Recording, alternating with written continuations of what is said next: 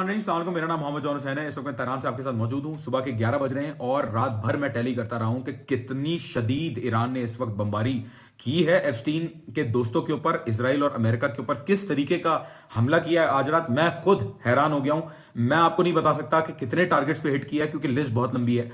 बहरहाल इंपॉर्टेंट चीजें सारी बताऊंगा, न्यूज का क्विक ओवरव्यू करेंगे, उसके बाद मैं आपको बताऊंगा कि ईरान के साथ क्या न्यूक्लियर वेपन यूज करना पॉसिबल है या नहीं, अगर वो वेपन यूज होगा तो कहां पे यूज होगा, और ईरान क्या ये जंग जीत रहा है या हार रहा है। उसके साथ साथ हम स्ट्रेट ऑफ हॉर्मुज को भी डिस्कस करेंगे कि स्ट्रेट ऑफ हॉर्मुज के अंदर माइनिंग का क्या चक्कर है। ईरान ने माइन बिछा दी है स्ट्रेट ऑफ हॉर्मुज में। तेहरान से मैं आपको नुकसान बतावा आ रहा हूं, काफी दिनों से बताता हुआ आ रहा हूं, और कोई दो राय नहीं है। 10,000 सिविलियन इंफ्रास्ट्रक्चर जो है वो डैमेज और डिस्ट्रॉय किया गया है। ऑयल रिफाइनरीज पे, डिपोज पे हमला किया गया है, मिलिट्री बेसिस के ऊपर हमला किया गया है, पुलिस स्टेशन के ऊपर भी हमला किया गया है, और उसके साथ साथ मेट्रो स्टेशन के ऊपर, हॉस्पिटल्स के ऊपर, रेस्क्यू टीम्स के ऊपर, स्टेडियम्स के अंदर, रैलीज के पास, हर जगह हमले हुए हैं। लेकिन आज और कल रात हमले जो हुए हैं वो सिर्फ बैंक्स के सर्वर्स के ऊपर हुए हैं और एक बेस के ऊपर हमला हुआ है। उसके अलावा यहां पे कोई हमला नहीं हुआ। इस्फहान में हाउएवर हमले हुए हैं 2, और वो भी कोई खास हमले नहीं थे। मेहराबाद के ऊपर जो टारगेट दोबारा किया है वो भी आपको पता है कि इस दफा बेस के ऊपर सिर्फ डिकॉयज पड़े हुए थे, उनको इन्होंने मार मार के डिकॉयज को कचरा बना दिया, लेकिन कोई नुकसान नहीं हुआ उस जगह पे।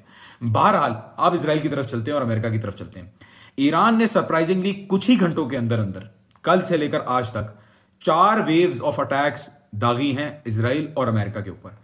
इन वेव्स के अंदर क्या किया है, किस तरीके से ईरान ने कंप्लीट कंट्रोल ले लिया है इसराइल के मुख्तलिफ इलाकों के ऊपर। अब जाहिर है पूरे इसराइल के ऊपर तो कंट्रोल नहीं लिया है, ये बात भी लोग जो करते हैं वो गलत करते हैं कि इसराइल के अंदर सेल्फ डिफेंस बिल्कुल भी नहीं है। ऐसा नहीं है कि नहीं है, बिल्कुल है, लेकिन बिल्कुल मिनिमम सेल्फ डिफेंस कैपेसिटी छोड़ दी है इसराइल के लिए।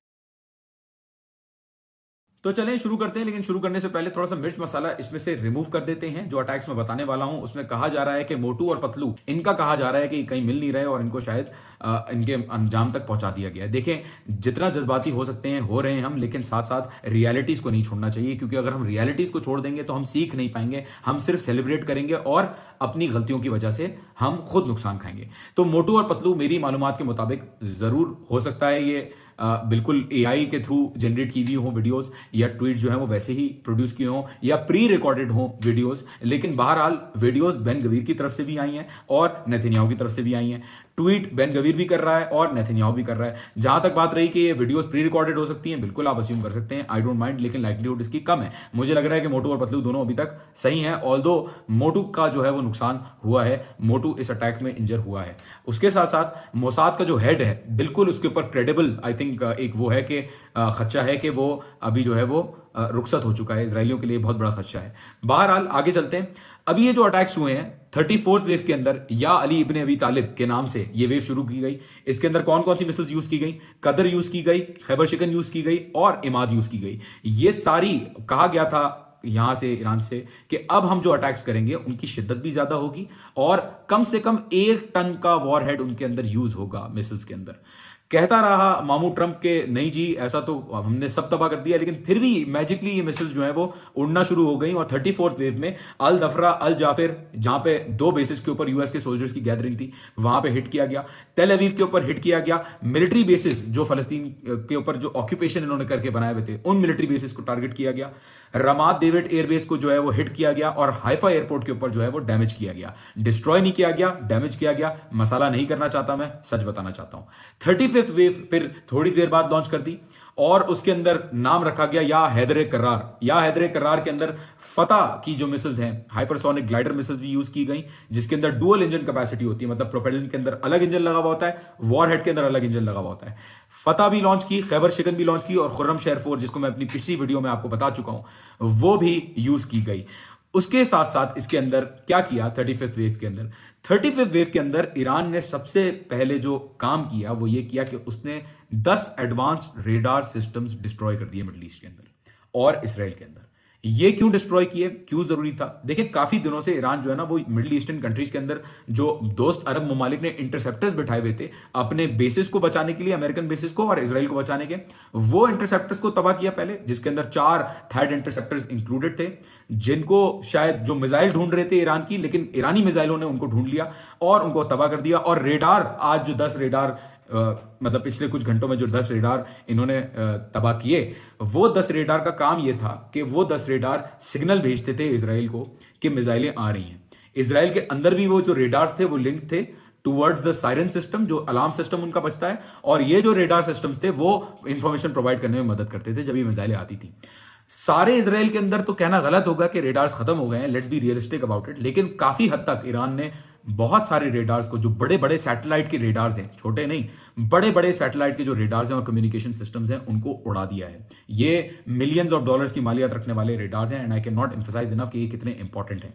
तो इसीलिए हमें नजर आया कि 35th वेव के अंदर जब इन हाई वैल्यू रेडार्स और ड्रोन्स, बाय द वे 100 से ज्यादा ड्रोन्स का काउंट हो चुका है इस वक्त, जिसके अंदर QC drones, Hermes drones included हैं, जब ये चीजें तबाह की गई तो इसराइल के अंदर जब बाद में सैल्वो ऑफ मिसाइल्स रिलीज हुआ तो उसको इंटरसेप्ट करना बहुत मुश्किल हो गया था, क्योंकि अर्ली वार्निंग सिस्टम्स खत्म हो गए थे। अब इसराइल के अंदर जो सेल्फ डिफेंस, देखिए एक मिसाइल के ऊपर क्या लिखा हुआ है, जो थोड़े बहुत बचे थे वो रेडार के साथ कम्युनिकेट नहीं कर रहे थे, उसके अंदर हमें इंटरसेप्शन जो है वो होती हुई, कोशिश करती हुई नजर आ रही थी। लेकिन हाइपरसोनिक मिसाइल्स बहुत मुश्किल से इंटरसेप्ट होती हैं, और यहां पे हमने यही देखा कि ज्यादातर मिसाइल्स इंटरसेप्ट नहीं हुई।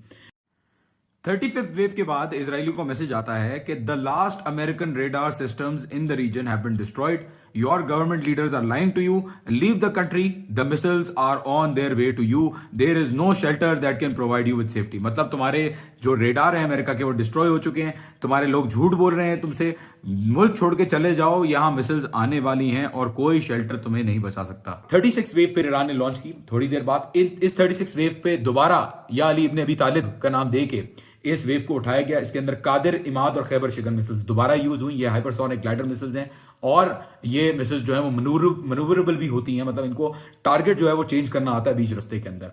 इसके अंदर क्या किया, इसके अंदर अल उदैद जो एयरबेस है अमेरिका का सबसे बड़ा बेस, उसको टारगेट किया गया। अल दफरा यूएई के अंदर टारगेट किया गया उस बेस को। अल हरीर जो कुर्दों का बेस था उसको टारगेट किया गया, क्योंकि ट्रंप जो है वो दोबारा कुर्दों को एंगेज करना चाह रहा था। बहरहाल ये वेव भी कुछ भी नहीं थी, ये वेव भी जो पिछली गई वो मैं कहता हूं कुछ भी नहीं थी compare to the 37th wave.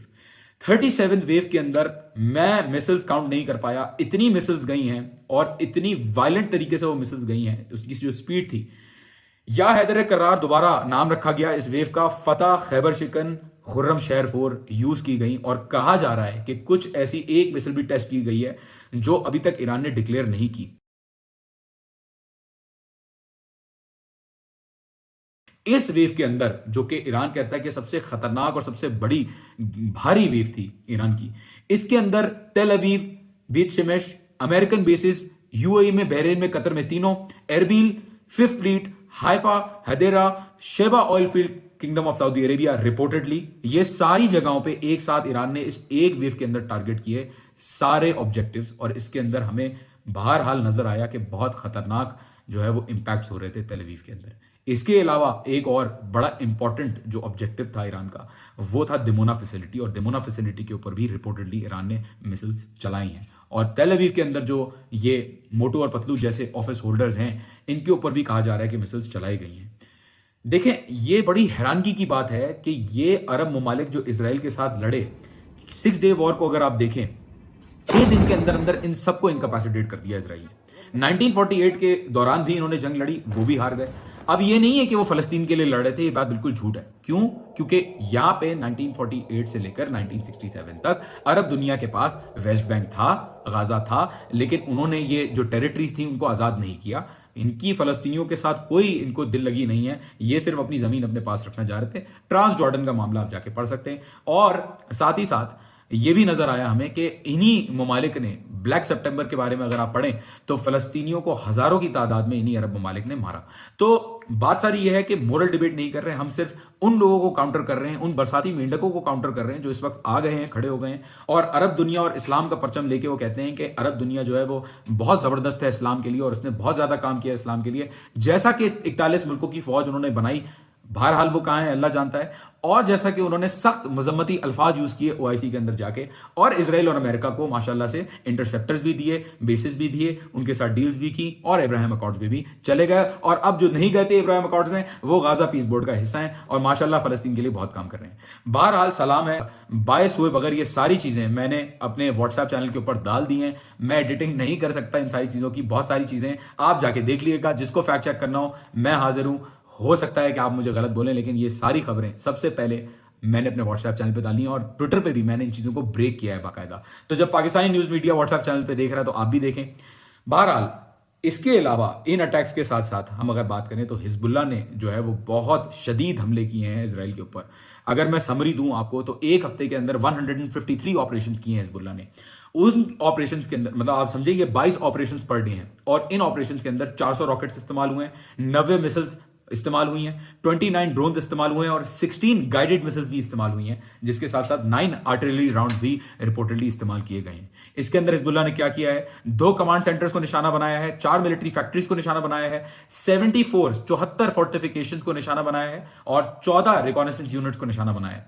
सिर्फ यही नहीं बल्कि हिजबुल्ला ने चुन चुन के 19 मिलिट्री व्हीकल जिसके अंदर टैंक्स मौजूद हैं उनको जो है वो निशाना बना के तबाह किया है और 2 ड्रोन भी साथ ही साथ गिराए हैं। और हिजबुल्ला ने पेनिट्रेट किया 160 kilometre deep into Israeli territory और हिजबुल्ला ने 22 शहरों के अंदर अपने अटैक्स किए, 22 बॉर्डर साइट्स के ऊपर उन्होंने हमले किए, 8 मिलिट्री बैरक्स भी उड़ाए, 15 साइट्स टोटल जो मुख्तलिफ चेक पॉइंट्स की दूसरी जगहों पर एग्जिस्ट करती थी वहां पे भी मारा और यहां पे 3 ड्रोन्स और गिराए बाद में और 39 ग्राउंड एडवांसेस किए इस पूरे हफ्ते के दौरान। अब चलते हैं स्ट्रेट ऑफ हॉर्मुज की तरफ। क्या ईरान ने स्ट्रेट ऑफ हॉर्मुज के अंदर माइंस बिछाई हैं? देखिए, इसमें कोई शक नहीं है कि ईरान माइंस लगा सकता है और ईरान माइंस लगाएगा भी अगर ऐसी पोजीशन आई जहां पे उसको ऐसा लगा कि डू और डाई सिचुएशन है। देखिए, ये झूठ बोलते हैं, ये सिर्फ ड्रामेबाजी करते हैं। इन्होंने पहले क्या किया, इनके एनर्जी जो सेक्रेटरी था उसने ट्वीट डाला कि हमने सक्सेसफुली जो है वो शिप हम ले गए हैं स्ट्रेट ऑफ हॉर्मुज से। बेइज्जती करके उसको खामोश करके अपना ट्वीट जो है वो डिलीट करना पड़ा। सामने है, आपके स्क्रीनशॉट में लगा दूंगा, ग्रुप पे भी मौजूद है। उसने वो ट्वीट डिलीट किया। फिर साथ साथ कॉन्स्पिरेसी ये डाली गई कि ईरान ने तो माइंस लगा दी हैं स्ट्रेट ऑफ हॉर्मुज के अंदर। क्यों माइंस लगा दी हैं ये मैं वजह बताता हूं। इसलिए माइंस लगाने का जो सोर्स है, अब इसका सोर्स भी देखें आप, सोर्स क्या है, 2 यूएस ऑफिशियल्स ने कहा है कि ईरान ने माइन बिछा दी हैं। भाई, ईरान की अपनी जो कश्तियां वो जाने दे रहा है वो कश्तियां जा रही हैं, ठीक है जी। और माइंस बिछाने का जो बहाना कर रहा है अमेरिका, वो इसलिए कर रहा है ताकि उसको अंदर ना आना पड़े स्ट्रेट ऑफ हॉर्मुज में। क्योंकि ये जो ट्रंप है, जो बड़ी बड़ी बातें करता है और अब कह रहा है कि मैं शायद बात भी करूं, फॉक्स न्यूज में इंटरव्यू बोला कि हाँ मैं तो बात भी करूंगा शायद। भाई, कहां से तुम्हें कोई किसी को बात ही नहीं करनी तुमसे, तुम किससे बात करोगे? सवाल ये है, या तो मना कर रहे हैं, लोग कह रहे हैं हम मारे जाएंगे, तुम बात कर रहे हो, तुम कह रहे हो मैं बात करूंगा, ये कह रहे हैं हम मारे जाएंगे। तो बात सारी ये है कि जब ये कह रहे हैं कि हम मारते जाएंगे तो आप बात किस तरीके से करेंगे? बहरहाल, झूठ की एक इंतहा है कि ट्रंप ये कह रहा है कि माइंस बिछा दिए। उसके बाद यूएस नेवी ने क्या कहा? उसके बाद यूएस नेवी ने कहा कि माजरत, हम टैंकर्स को इस वक्त एस्कॉर्ट नहीं कर सकते। वो अमेरिका जो $1 ट्रिलियन स्पेंड करता है साल के अपनी मिलिट्री के ऊपर, मैं कहता हूं कि इस सुपर पावर को सुपर पावर का टाइटल देने वाला बहुत बड़ा बेवकूफ है। क्योंकि ना सिर्फ इन्होंने मार खाई जहां जहां ये गए, बल्कि यहां ईरान, इतना सा ईरान इनके सामने तो इतना सही है, इतना सा ईरान में जब ये $1 ट्रिलियन खर्च करके स्ट्रेट ऑफ हॉर्मुज से एक टैंकर नहीं ले जा पा रहे तो इनकी क्या इज्जत है? अब बात करते हैं इस इशू के ऊपर कि क्या एक न्यूक्लियर वॉर पॉसिबल है या न्यूक्लियर वेपन यूज करना पॉसिबल है। देखें, मेरा मानना यह है कि बिल्कुल न्यूक्लियर वेपन यूज हो सकता है ईरान के ऊपर। जितना आप जज्बाती हैं उसको प्लीज जज्बात को साइड पे रखें, रैशनली सोचें। देखें, इस वक्त अमेरिका और इसराइल बेताब हुए हैं, वो पागल हुए हैं। क्यों पागल हुए हैं? क्योंकि उन्होंने इतने सालों से सैंक्शंस लगा के रखी, इतने सालों तक कोशिश की, 2 जंगें मुसल्लत कर दी, यहाँ पे प्रोपेगेंडा किया, न्यूक्लियर साइंटिस्ट को मारा, लेकिन फिर भी इनका जो ऑब्जेक्टिव है रिजीम चेंज का, वो पूरा नहीं हुआ। अब रिजीम चेंज का ऑब्जेक्टिव पूरा नहीं हुआ तो उन्होंने जंग कर दी। जंग करने में आप देख रहे हैं कि ईरान रुक नहीं रहा, ईरान चला जा रहा है। बावजूद अमेरिका के स्टेटमेंट्स के, ईरान जो है वो अपनी वेव लगातार बाद के बाद लड़के रॉकेट लोड कर रहे हैं और भेज रहे हैं। तो बात सारी ये है कि अब ट्रूप्स ऑन ग्राउंड तो हो नहीं सकता। ट्रूप्स ऑन ग्राउंड क्यों नहीं हो सकता? क्योंकि ये जो बेचारे, पहले मैं बोल चुका हूं, ये जो बेचारे बर्गर किंग खाने वाले, एसी में रहने वाले, जो जेराल्ड आर फोर्ड को चोक कर रहे थे टॉयलेट्स को ताकि उनको घर दोबारा भेजा जाए, ये तो आ नहीं सकते। और ईरान ने कह दिया कि जी ये आना है, अगर एप्स्टीन स्पेशल फोर्सेस को अगर आना है तो बेहतरीन है, आ जाओ, हम तो इंतजार कर रहे हैं। ना सिर्फ हम इंतजार कर रहे हैं बल्कि हम रेडी हैं। तो ये तो हो नहीं सकता। तो अगर ये नहीं हो सकता तो फिर क्या हो सकता है? क्योंकि अमेरिका तो इस जंग में आ चुका है, बहुत सारा पैसा खर्च हो चुका है और किसी तरीके से अब टारगेट्स नहीं मिल रहे। और ईरान ने बोल दिया है कि जितने टारगेट्स हमारे पास अवेलेबल हैं उससे 10 गुना ज्यादा, मतलब जितने टारगेट्स हम कर सकते हैं पूरे अमेरिका और इजराइल के इंटरेस्ट को इन द रीजन, उससे 10 गुना ज्यादा हमारे पास स्टॉक पाइल है कि हम वो यूज कर सकते हैं। तो आप फिर मुझे बताएं कि अगर बूट्स ऑन ग्राउंड भी पॉसिबल नहीं है तो फिर क्या करेगा? या तो वो बोरिया बिस्तर बांध के वापस चला जाए, जो कि सबसे अच्छा सोल्यूशन है उसके लिए, लेकिन फिर अमेरिका की इसके अंदर इतनी बड़ी बेइज्जती और इतनी बड़ी शिकस्त है कि कल को, जैसा कि आयतुल्लाह खामनेई ने कहा था, कि ऐसी ऐसी मार पड़ेगी कि कल को किसी को धमकी देने के लायक नहीं रहोगे। या तो वो वाली सिचुएशन हो जाएगी, या तो ये सिचुएशन हो जाएगी कि जाहिर सी बात है सिक्योरिटी कॉन्ट्रैक्ट्स कोई नहीं देगा, कोई मुंह नहीं लगाएगा, क्योंकि भरोसा उठ जाएगा जो इस जंग में हाल हुआ है उसको देख के। चांसेस भी इसके हैं कि अल्लाह ना करे, मेरे मुंह में खाक, अल्लाह ना करे कि ये इजराइल जो है वो न्यूक्लियर वेपन चलाएगा। भले छोटा न्यूक्लियर वेपन हो, विक्ट्री डिक्लेयर करने के लिए वो चलाएगा फर्दों के ऊपर और कहेगा कि हमने जो है वो न्यूक्लियर प्रोग्राम खत्म कर दिया है, जबकि कोई प्रोग्राम था ही नहीं शुरू से। तो न्यूक्लियर प्रोग्राम खत्म कर दिया है और हम जा रहे हैं। देखें, बहुत हो सकता है इसमें कि चांसेस ये भी हैं कि अभी से ट्रंप जो है वो रियलाइज कर ले कि वो गलती कर रहा है और बोले कि मैं जीत गया हूं, हमने सारे ऑब्जेक्टिव्स अचीव कर लिए, अब हम जा रहे हैं।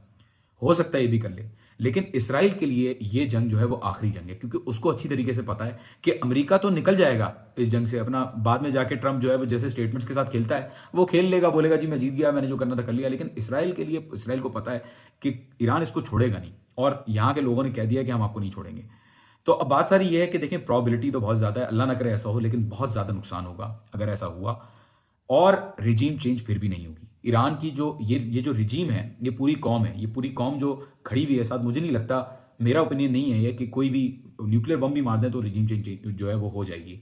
और अगर अटैक होता है ईरान के ऊपर, ऐसा कोई न्यूक्लियर अटैक करता है इजराइल, तो एक चीज जो कंसिडर करने की है वो ये भी है कि ईरान जैसे ही न्यूक्लियर अटैक होगा यहाँ पे, हर जगह तो नहीं होगा ना, तो ये जो मोजियाक फॉर्मेशन में लोग बैठे हुए हैं, सोल्जर्स, मोजियाक फॉर्मेशन मतलब डिसेंट्रलाइज कमांड्स में जो लोग बैठे हुए हैं, जो रॉकेट पे रॉकेट दागे जा रहे हैं, ये नहीं रुकेंगे। भले आपने लीडरशिप को जो खत्म करके ट्राई कर लिया, लीडरशिप पे ये निजाम नहीं चल रहा। 8-9 दिन तक कोई सुप्रीम लीडर नहीं था ईरान का, फिर भी जिस तरीके के हमले हम देख रहे थे वो देख रहे थे। तो आप सोचें, अगर न्यूक्लियर वेपन अगर यहां पे चल गया तो कितनी शिद्दत के साथ एक साथ बराज ऑफ मिसाइल्स जो है वो इजराइल की तरफ जाएंगी। तो हो सकता है ये रियलाइजेशन हो इजराइल को कि भाई अगर न्यूक्लियर वॉर यूज किया, न्यूक्लियर हथियार यूज किया तो बहुत खतरनाक हमला एक साथ होगा। लेकिन ये गलती पहले भी कर चुके हैं, ये रैशनली नहीं सोच रहे। इन्होंने आयतुल्लाह खामनेई को भी जो शहीद किया वो इररैशनली और जज्बात में आके और पागलपने में जो है उनको टारगेट किया, और ये अपनी गलती से सुधरे नहीं है।